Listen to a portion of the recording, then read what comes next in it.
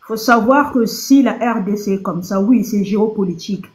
Mais la religion est de beaucoup pour ce qui se passe au Congo. Vous vous rendez compte? On vient vous annexer, on vient vous tuer, on vient vous violer. Moi, je suis une fille qui a été violée, j'avais 10 ans. Oh, On va vous dire que Dieu va faire, on va prier, voilà. Non, c'est la religion. Au Congo, et actuellement à Brazzaville aussi, c'est comme ça. Avant, à Brazzaville, c'était pas comme ça. Non, Dieu va faire, Dieu va faire. C'est la religion. Ils ont instauré des églises pour endormir la population. Moi, j'ai été dans ces églises, je suis sortie de là. Je pratique maintenant la spiritualité de mes aïeux. Voilà. Donc, il faut arrêter de dire que l'église, qu'est-ce que l'église catholique fait ou les pasteurs font?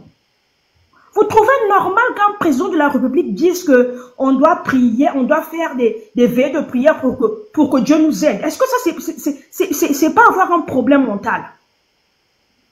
Oui, le Congo est riche, oui, les Américains, l'élite mondiale veut de notre richesse, mais la population est endormie. La population est endormie par la religion. La spiritualité africaine n'est pas celle qu'on pratique maintenant. Il faut arrêter. Il faut se dire la vérité. Il faut se dire la vérité. Moi, ce sujet, vraiment, moi, ça fait longtemps que je vous écoute. J'aime vraiment votre chaîne. Je vous écoute tous les jours sur YouTube et tout. Mais entendre nos frères dire cela, moi, ça m'énerve. Ça m'énerve. Parce que notre spiritualité, que ça soit au Cameroun, moi, je vois, j'ai des collègues camerounais qui vont faire comment on appelle comment vous appelez ça? Les trucs de crâne, là. Il y a des gens. La tradition chez les Américains. Il y a des gens qui critiquent ça. Mais moi, quand j'étais en Italie, j'étais à Milan. Quand je suis arrivée à Milan, j'ai été choquée comment les Italiens prennent soin de leur tombe. Ouais. Est-ce que vous savez qu'à Rome, ça c'est entre parenthèses, il y a une basilique à Rome où ils ont pris, moi je viens du Royaume Congo, ils ont pris nos 3 rois du Royaume Congo qu'ils avaient enterrés vivants là-bas. Et les papes, ils vont faire des cérémonies là-bas. Donc revenons, je sais que c'est politique, mais ce qui se passe en Afrique c'est spirituel. On monte, on descend, c'est spirituel. Il faut d'abord savoir qui nous sommes. Qui nous sommes et où nous allons. Pour moi, en tout cas, la religion, vraiment, est la base de tout. Parce qu'on ne sait plus qui nous sommes. Ouais. On ne sait plus qui nous sommes.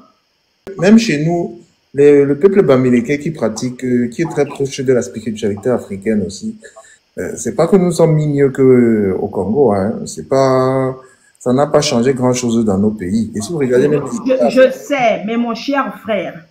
Mais combien pratiquent la spiritualité là vraiment? Il y a beaucoup d'aliénés. Nous sommes beaucoup aliénés. Hein. C'est pas. Beaucoup pratiquent. C'est pas ça qui développe le continent, hein, selon moi.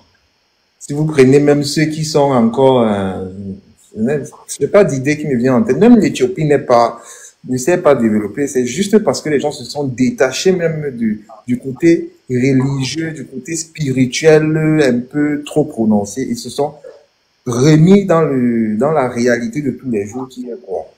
Tu travailles, tu essaies d'améliorer ton environnement. Les hôpitaux ne fonctionnent pas, tu dénonces. Et c'est comme ça qu'on améliore, on développe. Chez nous, cher monsieur, chez nous, quand il y a des gens qui dénoncent, hein, qu'est-ce que les pasteurs disent?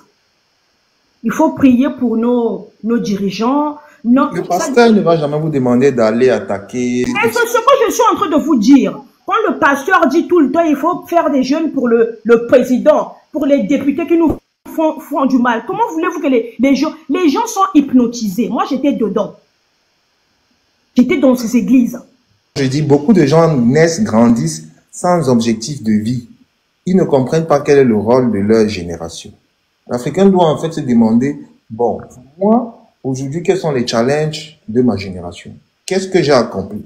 Quand vous voyez les gens se ruer vers, je sais pas, dans un secteur comme peuvent le faire les Chinois, quand les Chinois entendent parler de l'intelligence artificielle, Les Chinois se touchent des dents parce qu'ils se disent que ma génération, c'est celle qui va s'approprier. L'Africain va s'orienter du côté, comme tu dis, le Chinois, là, mon frère. Mais imagine-toi, l'Africain, nous sommes fermés d'abord par l'administration centrale. Nous sommes fermés par l'extérieur. On va donc s'orienter, on va avoir une vie comment. Combien de Camerounais, prends l'exemple de toi-même d'abord dans ton pays.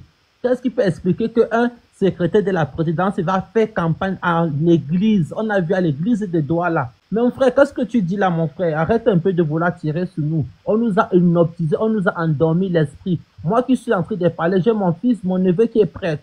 J'ai tout fait pour enlever ce gars-là dedans. Moi qui suis en train de parler, moi je suis choriste. Non, mais dans une famille religieuse. Dans une nation, chacun a son rôle. Quand je dis mon fils, l'enfant que j'ai porté, lavé mon neveu le jour d'aujourd'hui prêtre. Mais l'enfant, quelqu'un qui a eu un bac C, il a eu un bac C avec quelque chose comme 16 en mathématiques. Qu'est-ce qu'il va faire au Vatican? Non, le pape a des enfants. L'ancien pape a des enfants. En Philippines, tous les prêtres ont des enfants. Mais qu'est-ce qui peut expliquer que nous, en Afrique, on dit que le prêtre ne doit pas travailler pour sa famille, le prêtre ne doit pas faire d'enfants? C'est ce que M. Noufi disait aussi, justement. Il y a cette discrimination-là qu'en Afrique. Moi qui suis en train de parler là, je ne parle pas pour dire, j'ai mon enfant, comme je dis l'enfant, je dors même avec l'enfant là. C'est mon fils, je ne peux même pas dire mon neveu, il est prêtre. J'ai tout fait. Je me voyage aller dans le pays. Je me quitter des pays, aller dans l'autre pays d'où il vit, pour pouvoir l'enlever de cette histoire-là. Je ne comprends pas, tu veux l'enlever de cette histoire, pourquoi? Mais pourquoi oui? Ce ne sont pas nos enfants qui doivent être les prêtres. Parce qu'il est déjà prêtre, il est coupé de la famille. On a payé ses études. On souffre avec l'enfant. Aujourd'hui, on dit qu'il va travailler pour le Vatican. Il a eu un bac C. Tu sais, j'ai moi-même dépensé dans son éducation. Je ne peux pas compter les habits, mes bonbons que j'ai vendus au marché d'un vent, pour aussi contribuer aussi à manger à la maison. Lorsque l'enfant veut aider la famille, on dit qu'il devient prêtre. Et je tiens à te rappeler que chaque prêtre qui travaille. Il est professeur, il enseigne, mais l'argent qu'il enseigne, il ne touche rien du tout. Et les élèves qu'il enseigne sont les élèves qui paient la pension. Tu te rends compte? Comment on peut dire que le prêtre n'a pas de salaire, mais il va enseigner à l'université, il enseigne dans les collèges et des lycées catholiques. Mais les élèves qui viennent là-bas paient les pensions de 500 mais 1 million l'année. Mais le prêtre en retour n'a rien et l'argent là va coucher de blanc.